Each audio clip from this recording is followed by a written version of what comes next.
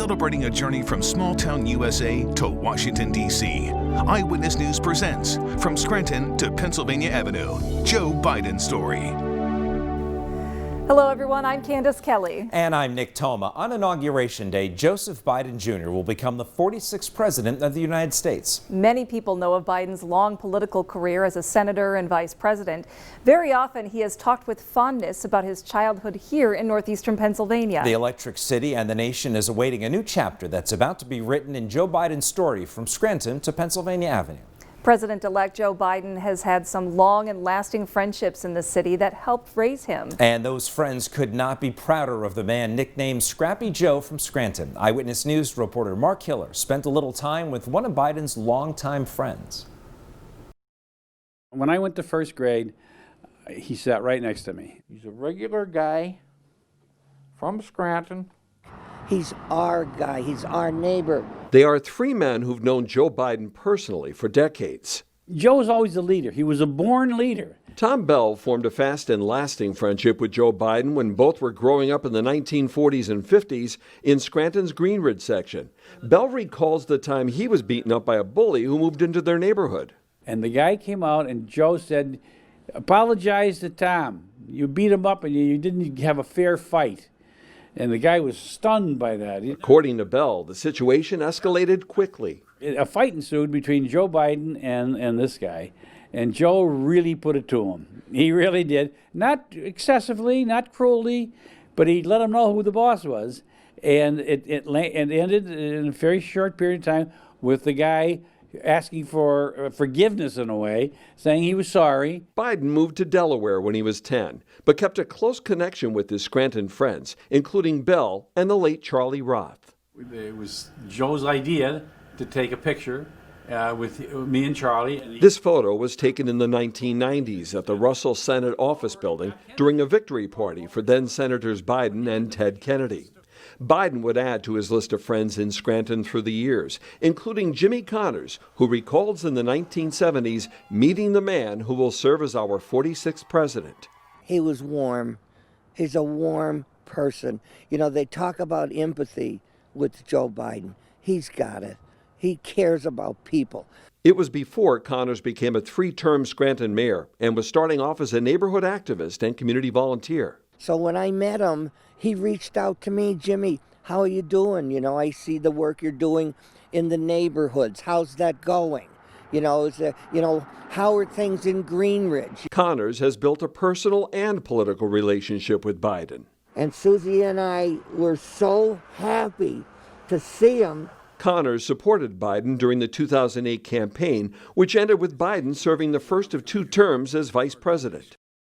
That the fellow in the circle is a young former Greenridge boy by the name of Joe Biden. Journalist John Hart has a photo from 1956 of a then 13-year-old Biden watching President Harry Truman and local dignitaries in Scranton for a Friendly Sons of St. Patrick dinner. Hart also recalls meeting Biden in the 1970s, the decade when a horrifying car crash claimed the life of Biden's first wife and their infant daughter. When Joe's wife and child died, when the boys got better, Bo and Hunter got better, he would come back here a lot of weekends to bond with his family. He had a lot of family in Scranton. Hart followed Biden's decades in the Senate and three unsuccessful runs for the presidency before his November 2020 victory. It's been a winding road to the White House for Joe Biden, from personal tragedies to political setbacks. But how he's managed to overcome and achieve, his friends say, started with what he learned here in this Scranton neighborhood. Time and again, Connors says Biden has exhibited lessons of resiliency. Pick yourself up. Get up off the ground. You'll get through this. And you know what? It rings true. His friends say it's all proof that you can take the boy out of Scranton, but you cannot take Scranton out of the boy, who will now call 1600 Pennsylvania Avenue his new home. He's our guy. He's one of us. And anybody that wants to say differently, well, I'm a pretty good-sized guy they'll have to put down. So proud. So proud. I well up. You get emotional? Yeah, I can't get over it. I'm really, really, really amazed at it. In Scranton, Mark Hiller, Eyewitness News.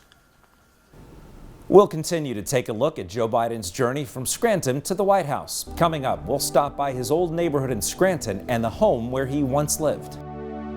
People were still more formal than we think of today. Men still wore hats. And then women, they wore mainly dresses. You would rarely see women in pants, although it was starting to change. And a look back at Scranton in the 1940s when a young Joe Biden called the Electric City home.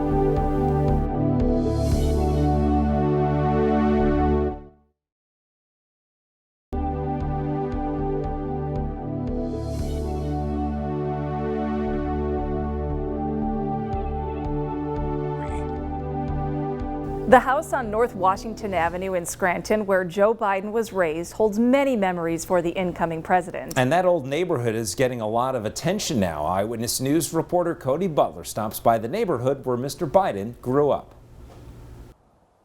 On a quiet avenue in Scranton sits a home that blends in with the rest. Blue in color with black shutters does not make it stand out. The fact that it's President-elect Joe Biden's childhood home does.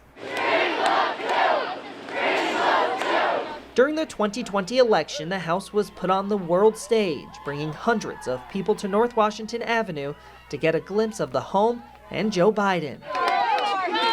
Ann and Robert Kearns purchased the home in 1962 from Biden's grandparents. The president-elect promised Ann he will always stop by when he's in Scranton.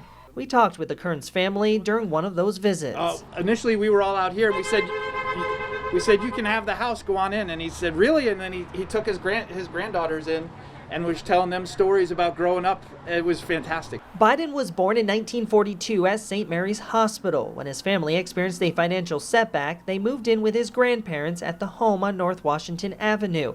In the 1950s, Scranton fell into an economic decline. By summer of 1953, the Biden family moved to Delaware. When they moved out and he was little, they would always come back to take care of their grandparents, just like we all do, take care of our mothers. And he was still best friends with kids in the neighborhood. It's been a real joy for me to be able to understand that history and to learn about what Scranton was like back at the time that Joe Biden was a small child.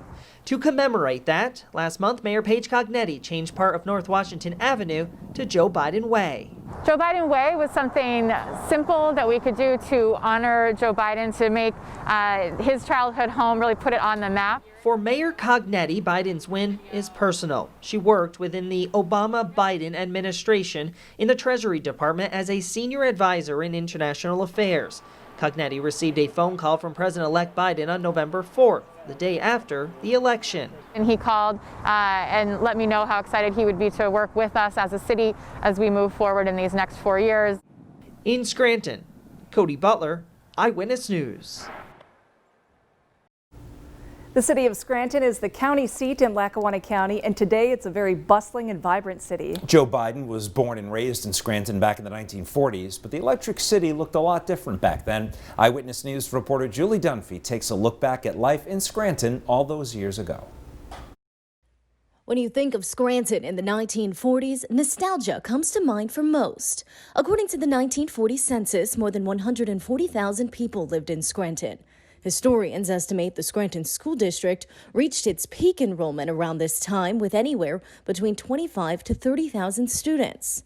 Scranton in the 1940s and 50s was kind of the end of the high point of the city of Scranton. On November 20th, 1942, Joseph Robinette Biden Jr. was born at St. Mary's Hospital. It was in the middle of the war, World War II.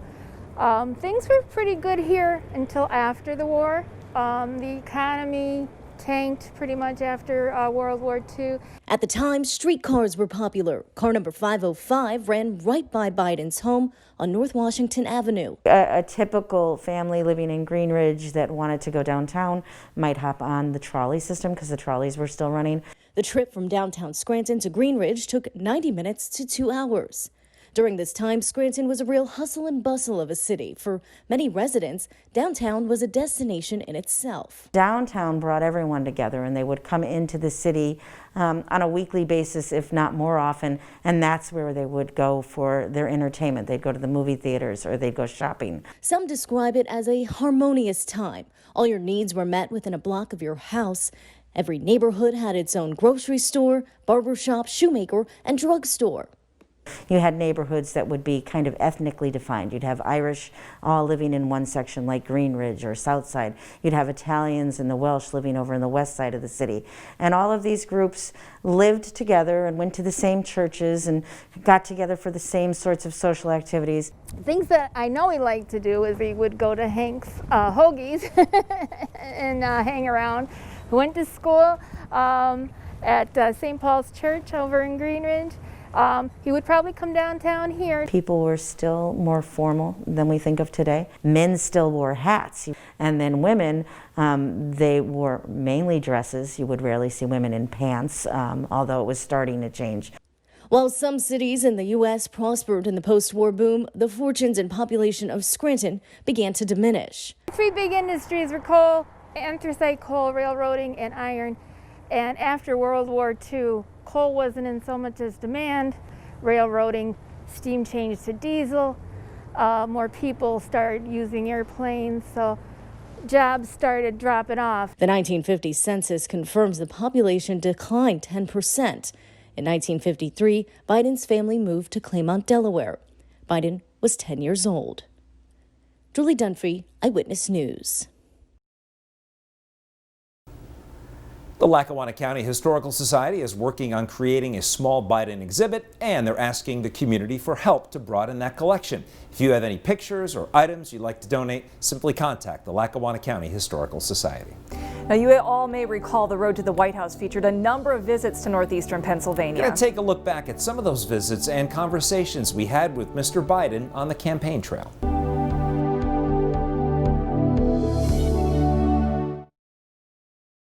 Celebrating a journey from small-town USA to Washington, D.C. Eyewitness News presents From Scranton to Pennsylvania Avenue, Joe Biden's story. While on the campaign trail, the president-elect made a few stops in our region, and our I-Team's Andy Mehalshick had the opportunity to have a conversation with Joe Biden. Andy also talked with lawmakers and political analysts about the Biden presidency moving forward and what it means to the Commonwealth. I first interviewed the then presumptive Democratic nominee moments after he spoke to employees at McGregor Enterprises in Dunmore. He came here to talk about his economic plan for the nation and Pennsylvania.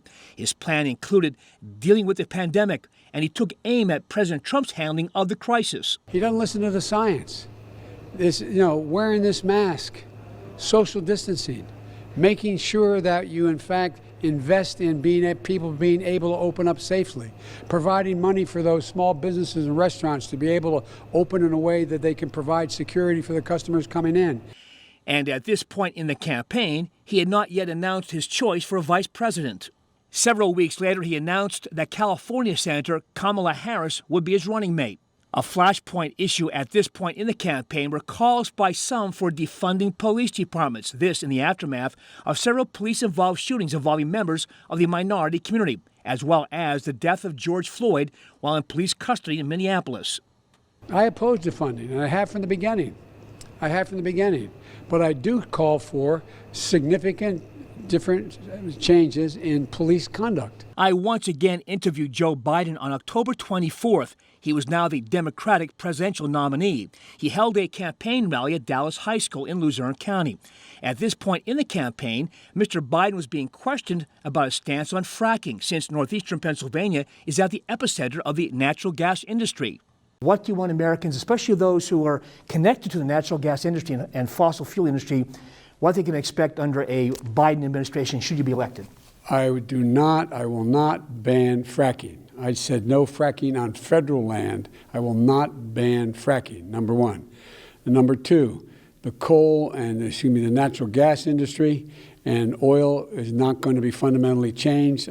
They're already in transition. What I'm saying is that we will not continue to subsidize give tax breaks to the oil companies, which amount to $40 billion. They will not get that, and that money will be put into research and development to figure out how to carbon capture what's coming off of gas and oil. I also asked him about his son, Hunter Biden, whose name was coming up at this point in the campaign regarding his overseas business dealings. Questions and controversy continues today about Hunter Biden, your son's. There is no controversy about my son. It's all a lie. It's a flat lie because the president has nothing else to run on. If you notice, while American people are talking about what's happening to their families, he has no plan. In the debate, he has no plan. Everything from the Wall Street Journal, every other major news outlet has said what he's saying is simply not true about my son. But it's classic Trump. A short time later, Hunter Biden acknowledged he was under federal investigation regarding his taxes.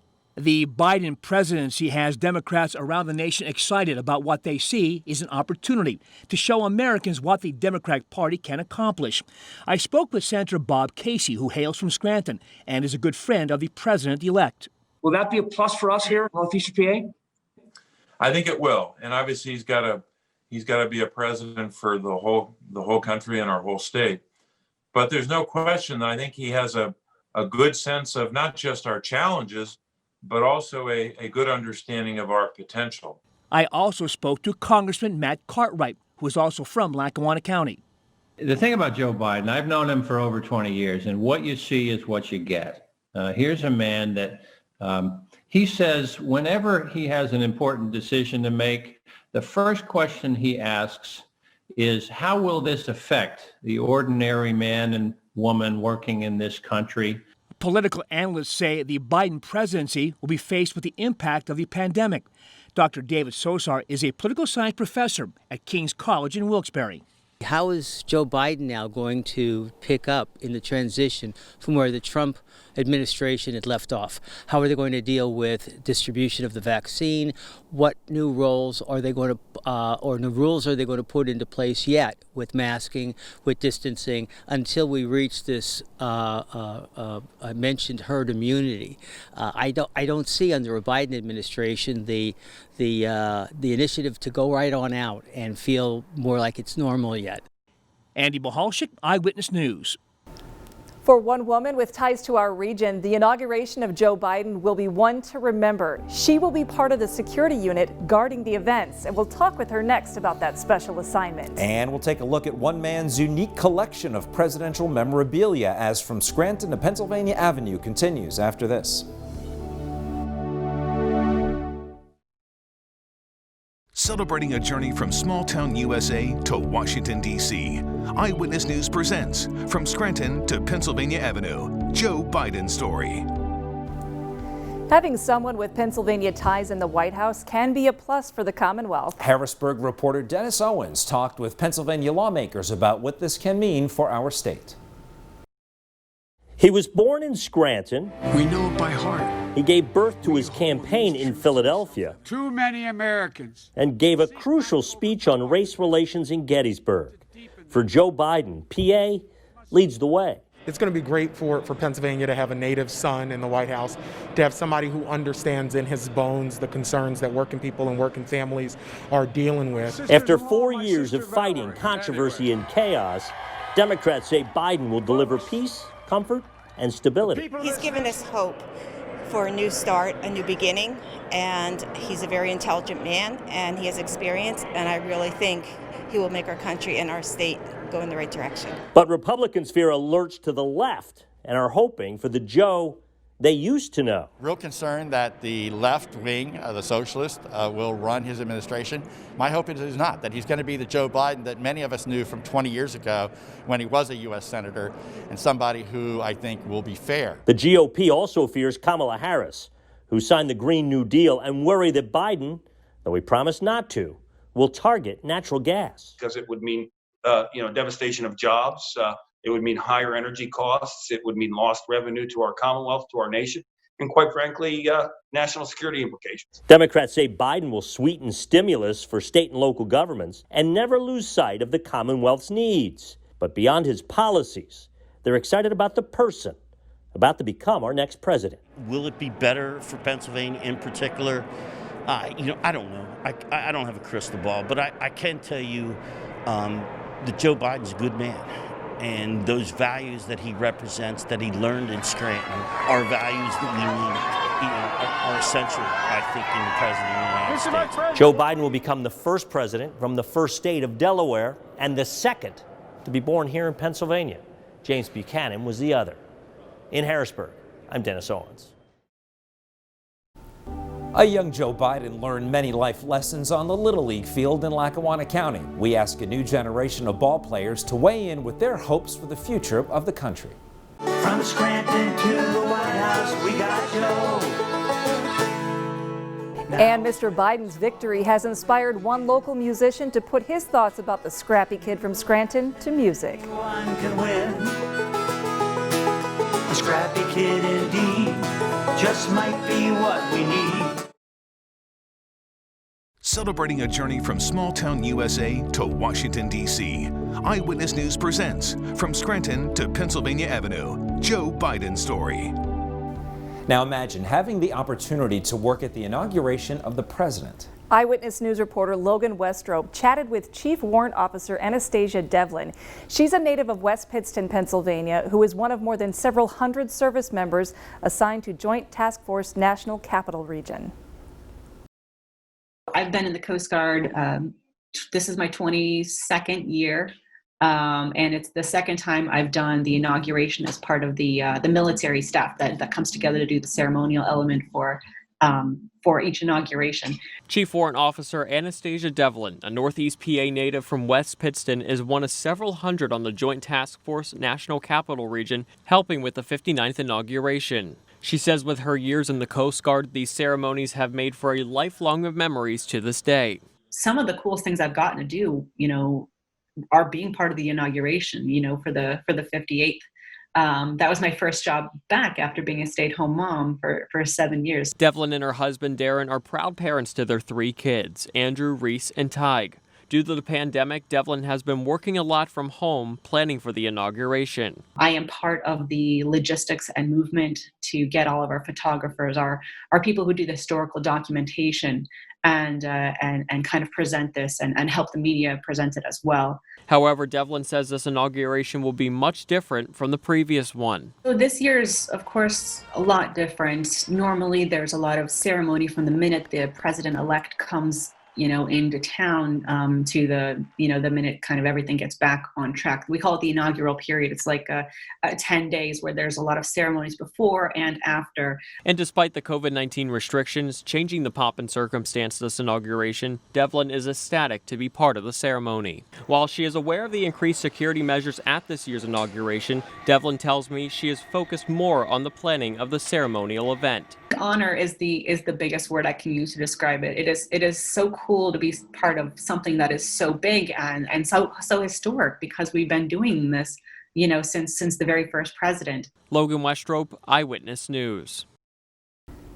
Devlin tells Eyewitness News that her work with the inauguration and being part of history will be great stories that she can't wait to share with her future grandchildren. Now, the weather at the inauguration is always a topic of conversation. From seasonally mild to brutally cold, the weather really has run the gamut. Chief Meteorologist Josh Odell takes a look at some memorable presidential inauguration weather.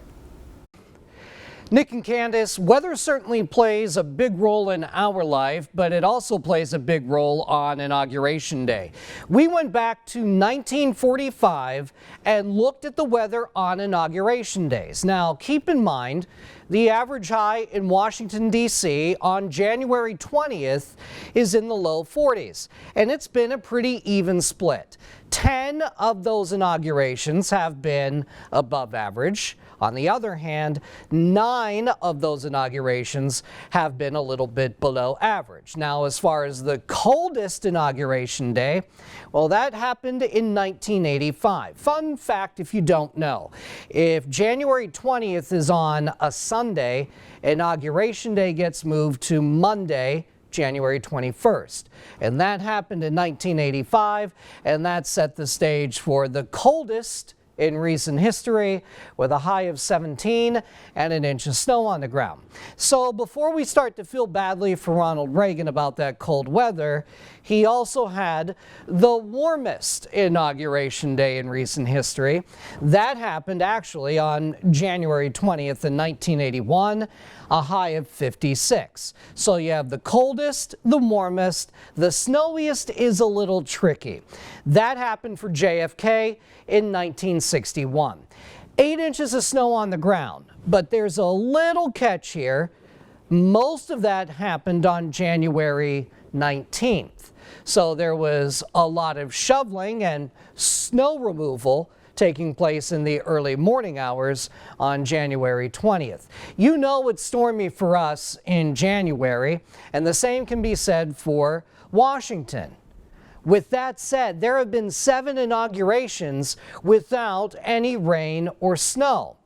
And I say that would be a decent bet that the weather is typically quiet without a lot of rain or snow for most inaugurations. Nick, Candace?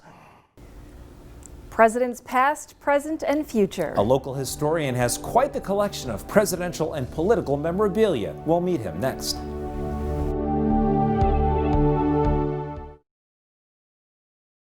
Celebrating a journey from small-town USA to Washington, D.C. Eyewitness News presents From Scranton to Pennsylvania Avenue, Joe Biden's story. As a child, Joe Biden played with friends at Crowley Park near his boyhood home and at the Green Ridge Little League on Oliphant Avenue. In fact, get this, President-elect Biden's dad is on the league charter from 1954 as one of the organizers. Photojournalist Joseph Butash talks with current and former area Little Leaguers about life lessons learned playing Little League baseball, what they would do if they were president, and what was youth sports really like back in the early 1950s.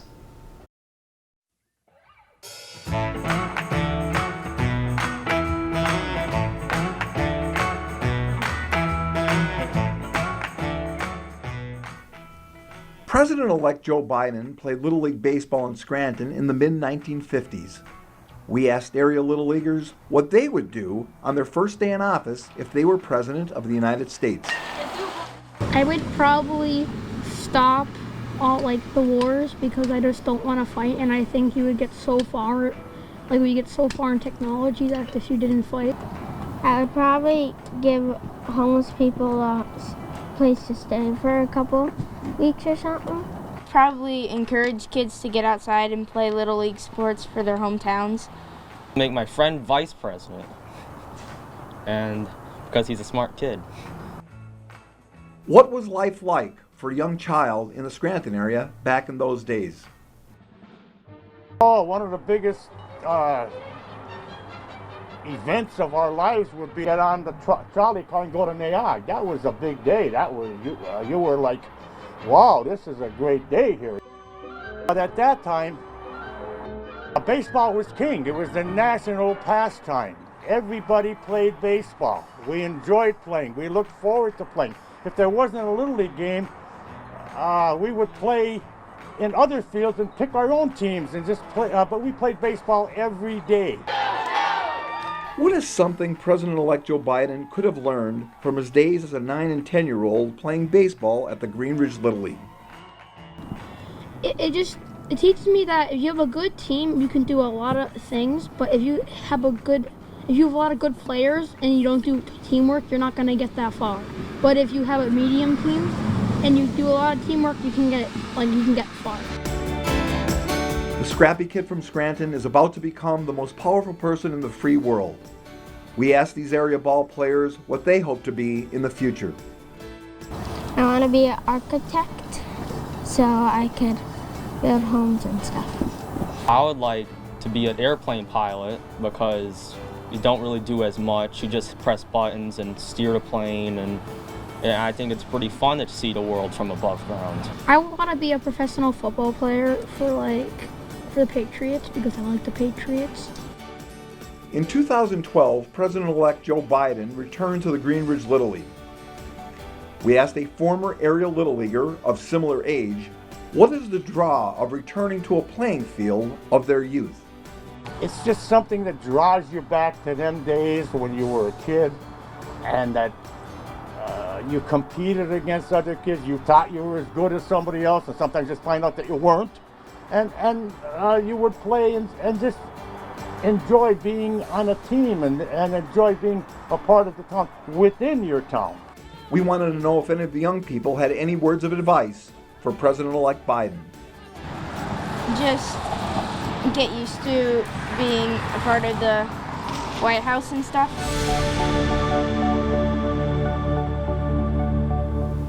Joe Biden was inducted into the Little League Hall of Excellence in 2009 in South Williamsport, Lycoming County. That, by the way, is the highest honor bestowed in Little League.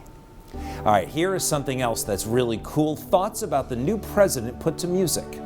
A scrappy kid indeed, just might be what we need. The musical notes on this when From Scranton to Pennsylvania Avenue continues. Scrappy kid indeed, just might be what we need. Celebrating a journey from small-town USA to Washington, D.C. Eyewitness News presents From Scranton to Pennsylvania Avenue, Joe Biden's story. The president-elect and native son of Scranton is promising to unite the country. Coming from an area steeped in tradition and religion, some think he may need to lean on faith when it comes to that mission. Eyewitness News reporter Kevin Hayes talks with members of the Catholic community about how they think that would happen. I think his Catholic values are really going to show with everything he puts in place. President-elect Joe Biden is slated to be the second Catholic to take over the Oval Office. He grew up just down the road from a religious university and attended masses in our neck of the woods for the first decade of his life. People I spoke with believe it's helped shape him into the person he is today. He shows his kindness and his compassion always, and that is something that is a breath of fresh air to us right now, I think. On the road from North Washington to Pennsylvania Avenue, the president-elect have faced what many would call tests of faith. He's been through some terrible tragedies in his life, and he says that faith is what has got him through those tragedies. Referencing On Eagle's Wings in his victory speech, a popular hymn for First Communion and funerals, it's a point of hope and progress to many. I think that's evident in how he looks at issues that affect the common person. Whether the president-elect will be able to reach across the aisle and affect real progress remains to be seen, but many of the faithful here in Scranton have hope. I'm proud to be a Catholic. I'm proud that he is going to be in the White House. I think he's going to really unify the nation, and I think that'll start with his Catholic faith. In Scranton, Kevin Hayes, Eyewitness News.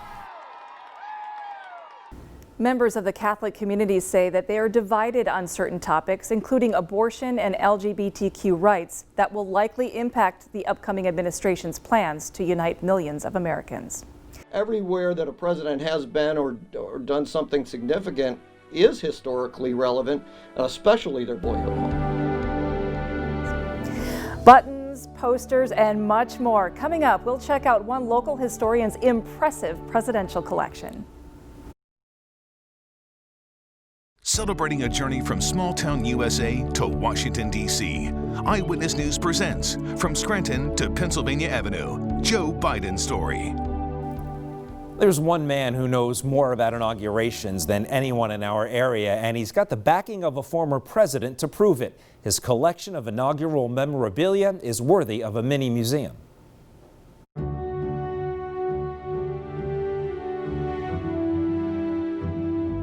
To get a good idea of the scope of presidential historian Larry Cook's collection, you have to turn the clock back before the pandemic. No, not COVID-19, the 1918 pandemic. This inaugural ball program dates back to 1889 when the 23rd president, Benjamin Harrison, was sworn in. For this to be in this condition is pretty rare, still has the little ribbon on it, and so there's not too many of these still in existence. It's one of many sought-after items in this Dallas Township residence collection, including a Thomas Jefferson signature and a Fidel Castro cigar given to President Jimmy Carter, one of only 3 in existence. Check out this plate from George H.W. Bush's inaugural dinner in 1989, complete with a menu and napkin ring. These eagle napkin rings and a souvenir plate. Cook's fascination with presidential history began when he was 12. His grandmother gave him a list of the similarities between Presidents Lincoln and Kennedy, and something about that list sparked a lifelong hobby. I went to the library and I looked up all the facts myself, and it got me interested in presidents. So every time I got a piece of memorabilia after that, I would look up facts about the presidents and I would write them down even as a kid. It just came out. Now, Cook is a published author and sought-after speaker on the history circuit. His prized possession, the inaugural program from 2013, Obama's second swearing-in, given to him by his friend, former President Carter. It's signed by both Carter and Obama. Cook has even been the guest speaker for Mr. Carter at a National Park Service event in Georgia. Signing that particular. Cook believes one of the most interesting inaugural events was in 1841. 68-year-old William Henry Harrison delivered the longest inaugural speech in history, an hour and 45 minutes in a cold, driving rain. He died of pneumonia a month later. The short tenure turned tragedy into controversy. That was a huge deal because that tested the Constitution. John Tyler was vice president. He came in. There was a lot of contention over whether Tyler was really president. Cook believes Biden's inaugural will be interesting in its own right, giving Scranton a new place on the national map.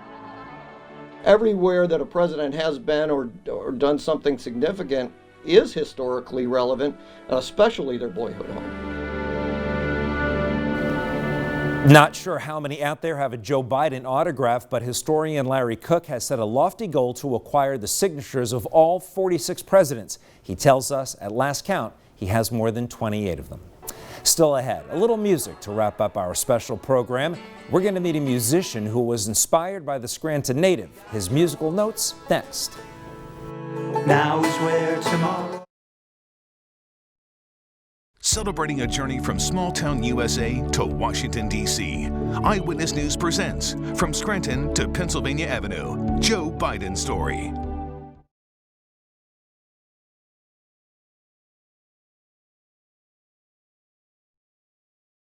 Celebrating a journey from small-town USA to Washington, D.C. Eyewitness News presents From Scranton to Pennsylvania Avenue, Joe Biden Story.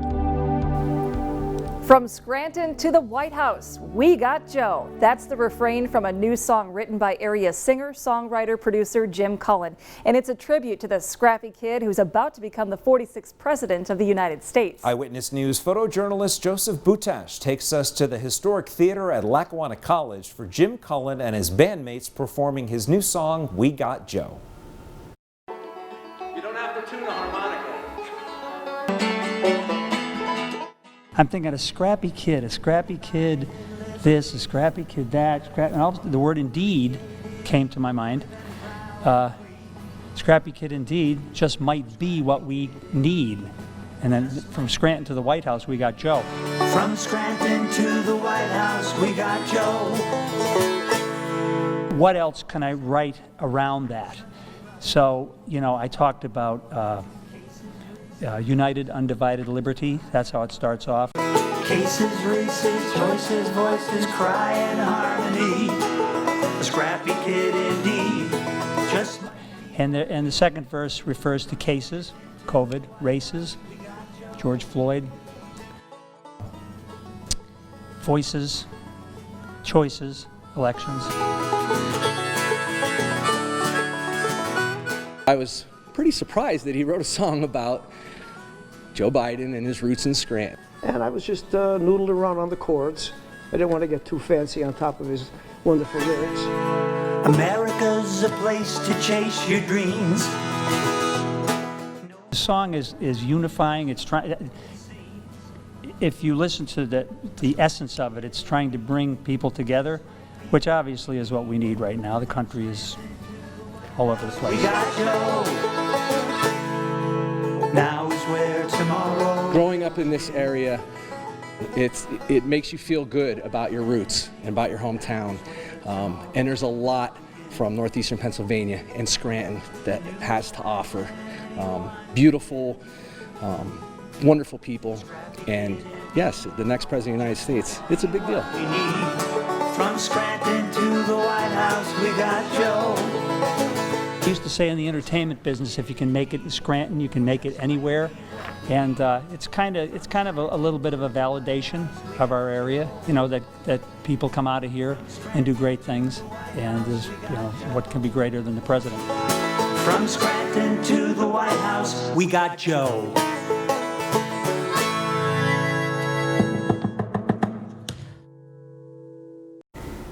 You can enjoy and sing along with Jim by going to YouTube and searching We Got Joe. We, of course, want to thank you folks for joining us tonight for this tribute to Scranton's native son, Joe Biden. And we have many more stories on PAHomepage.com. Thank you for joining us. I'm Candace Kelly. And I'm Nick Toma. Have a great evening. From Scranton to the White House, we got Joe. Now is where tomorrow will begin. A new horizon anyone can win. A scrappy kid indeed, just might be what we need. From Scranton to the White House, we got Joe. A scrappy kid indeed, just might be what we need. From Scranton to the White House, we got Joe. From Scranton to the White House, we got Joe. From Scranton to the White House, we got Joe.